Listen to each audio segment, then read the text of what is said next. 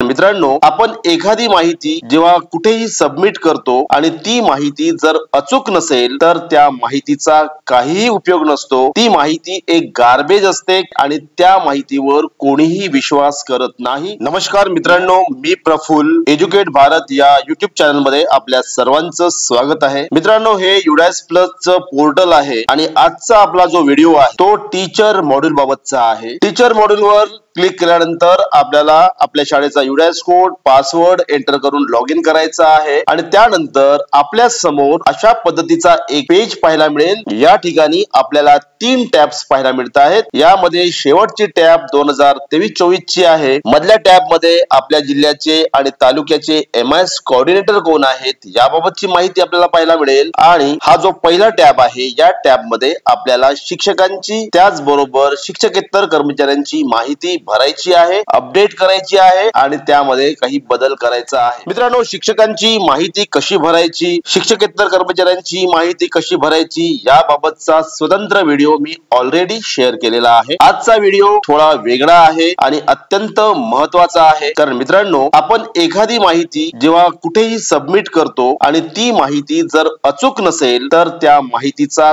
काहीही उपयोग नसतो। ती माहिती एक गार्बेज असते आणि त्या माहितीवर कोणीही विश्वास करत नाही। UDAS प्लस च्या मॉड्यूल वर भारत सरकार मागील अनेक वर्षापासून काम करत आहे आणि ही माहिती 100% अचूक व्हावी यासाठी सातत्याने राज्य, जिल्हा आणि तालुका स्तरावर प्रयत्न केला जातो। मुख्याध्यापक, प्राचार्य, शिक्षक हे सुद्धा यासाठी प्रयत्न करत असतात। आपण जेव्हा शिक्षकांची माहिती भरलेली आहे किंवा शिक्षकांची माहिती मार्क कंप्लीटेड केलेली आहे, अशा वेळेस आपल्या शाळेमध्ये सर्व शिक्षक आले की नाही, आपल्या शाळेमध्ये सर्व शिक्षकेतर कर्मचाऱ्यांची माहिती एंटर झाली की नाही, ही माहिती तपासणे आणि त्या माहितीला अचूक करणे महत्त्वाचं असते। अनेकदा असं बघायला मिळतं की UDAS प्लस मध्ये मुख्याध्यापक बदलून गेलेले आहेत, रिटायर्ड झालेले आहेत किंवा काहीतरी वेगळ्या कारणाने ते आपल्या शाळेत नाही, परंतु त्यांची नावं आपल्याला अजूनही पोर्टलला पाहायला मिळतात आणि त्यामुळे या पोर्टल वरून प्राप्त होणाऱ्या माहितीवर शंका घेतली जाते आणि या माहितीच्या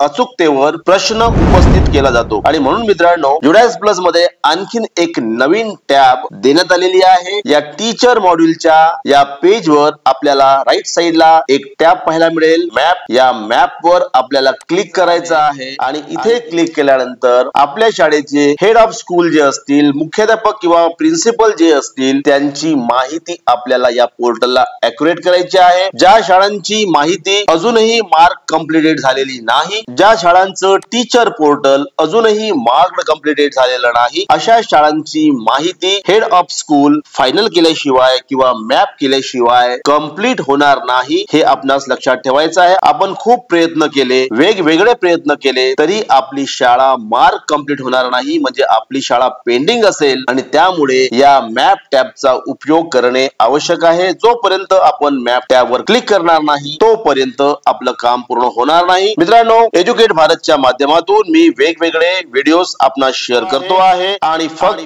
फक्त या चॅनलला सबस्क्राइब करण्याची, व्हिडिओला लाईक करण्याची मी विनंती करतो आहे। आपण या चॅनलला तात्काळ सबस्क्राइब करावं आणि सबस्क्राइब करण्यासाठी कोणताही खर्च येत नाही आणि त्याचबरोबर बेल आयकॉन वर आणि ऑल वर प्रेस करावं, जेणेकरून मी अपलोड केलेले सर्व व्हिडिओज आपल्या मोबाईलला येतील, त्याची लिंक आपल्या मोबाईलला येईल। त्याचबरोबर ज्या शाळांची माहिती ऑलरेडी कंप्लीट झालेली आहे अशा शाळांना हा इश्यू येणार नाही, परंतु त्या शाळांना सुद्धा या मॅप टॅब वर क्लिक करून त्यांच्या शाळेचे हेड ऑफ स्कूल कोण आहेत, असिस्टंट हेड ऑफ स्कूल कोण आहेत हे मॅप करून घ्यावं लागेल। तर चला मित्रांनो, आपण मॅप वर क्लिक करू। इथे क्लिक केल्यानंतर डाव्या साइडला हेड ऑफ द स्कूल हा पार्ट पाहायला मिळेल आणि राईट साइडला आपल्याला एक वेगळा पार्ट आहे आणि या पार्ट मध्ये आपल्याला आपल्या शाळेचे हेड ऑफ स्कूल कोण आहेत, मुख्याध्यापक, प्रिन्सिपल कोण आहेत हे आपल्याला सिलेक्ट करायचं आहे आणि त्यासाठी या सिलेक्ट वर आपल्याला क्लिक करायचं आहे आणि इथे क्लिक केल्यानंतर केल्यानंतर आपल्या शाळेमध्ये असलेल्या सर्व शिक्षकांची यादी तुम्हाला पाहायला मिळेल आणि ही यादी अचूक आहे की नाही याची आपल्याला खात्री करायची आहे. जर एखादे शिक्षक आपल्या शाळेत नसतील तर त्या शिक्षकांना आपल्याला ड्रॉपबॉक्स मध्ये पाठवायचं आहे आणि एखादे शिक्षक जर आपल्या पोर्टलला अजूनही यायचे असतील तर त्यांना इम्पोर्ट करायचं आहे. या सर्व बाबींसाठी हा टॅब उपलब्ध करून दिला आहे आणि यामुळे डेटा ॲक्युरेट होईल, डेटा अचूक होईल आणि या माहितीची विश्वसनीयता वाढेल, ॲक्युरेसी वाढेल आणि ही माहिती आपल्याला एज्युकेशनल प्लॅनिंग साठी, शिक्षकांच्या प्रशिक्षणासाठी, शिक्षकांना देण्यात येणाऱ्या वेगवेगळ्या सोयींसाठी उपयुक्त ठरेल. आणि म्हणून आपल्याला ही यादी तपासून घ्यायची आहे आणि या यादीमध्ये आपल्या शाळेचे हेड ऑफ द स्कूल आले की नाही ते सिलेक्ट करायचं आहे. आणि जर आपल्याला हेड ऑफ द स्कूल चुकीचं दिसत असेल तर आपण नवीन नाव सिलेक्ट करून आपण त्यांना head of the school declare करू शकतो. आणि त्याचबरोबर आपल्या शाळेचे हेड ऑफ द स्कूल जर या यादीमध्ये नसतील तर त्यांना आपण फ्रॉम अदर स्कूल मधून सुद्धा इम्पोर्ट करून घेऊ शकतो आणि सिलेक्ट करून घेऊ शकतो. किंवा तालुकास्तरीय एखाद्या यंत्रणेला जर हे काम दिलेलं असेल तर त्या तालुकास्तरीय अधिकाऱ्यांचं नाव, त्यांचं पद आणि त्यांचा मोबाईल नंबर एंटर करून आपण त्यांना हेड ऑफ द स्कूल दाखवू शकतो. या यादीमध्ये आपण बघूया की या शाळेचे हेड ऑफ द स्कूल आहेत की नाही. हेड ऑफ द स्कूल जे नाव दिलेलं आहे ते अचूक आहे, यांना मला सिलेक्ट करायचं आहे. त्यानंतर assistant head of the school जे कोणी असतील त्यांचं नाव आपण सिलेक्ट करू शकतो. अशा पद्धतीची कोणी व्यक्ती जर आपल्या शाळेमध्ये नसेल तर नाव सिलेक्ट करण्याची गरज नाही आणि मग आपल्याला अपडेट वर क्लिक करायचं आहे आणि अपडेट वर क्लिक करून कन्फर्म केल्यानंतर हेड ऑफ द स्कूलची संपूर्ण माहिती आपल्याला डाव्या साईडला पाहायला मिळेल. आणि आता आपल्या शाळेच्या मुख्याध्यापक यांचं नाव अचूक झालेलं आहे आणि ही माहिती आता उपयुक्त होणार आहे. कारण जेव्हा जिल्हा स्तरावर किंवा तालुका स्तरावर ही माहिती डाउनलोड केली जाईल आणि या माहितीचा उपयोग करण्याचा प्रयत्न केला जाईल त्यावेळेस अचूक असं मुख्याध्यापक, प्रिन्सिपल यांचं नाव पाहायला मिळेल, त्यांचा मोबाईल नंबर पाहायला मिळेल आणि त्याचबरोबर त्यांचा नॅशनल कोड पण पाहायला मिळेल. मित्रांनो, एक अत्यंत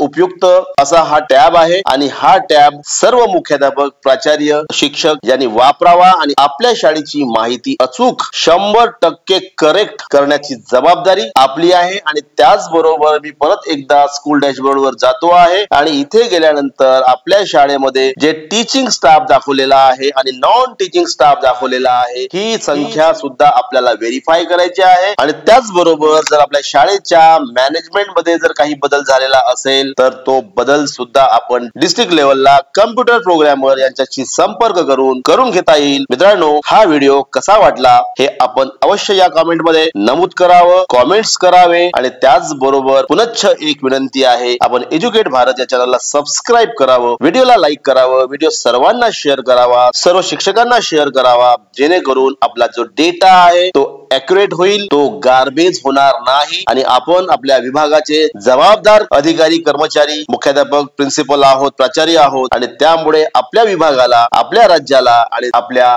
देशाला अचूक माहिती देण्याची जबाबदारी आपली आहे. पुन्हा भेटू नवीन व्हिडिओसह. तोपर्यंत सर्वांना माझ्या खूप खूप शुभेच्छा. Thank you so much.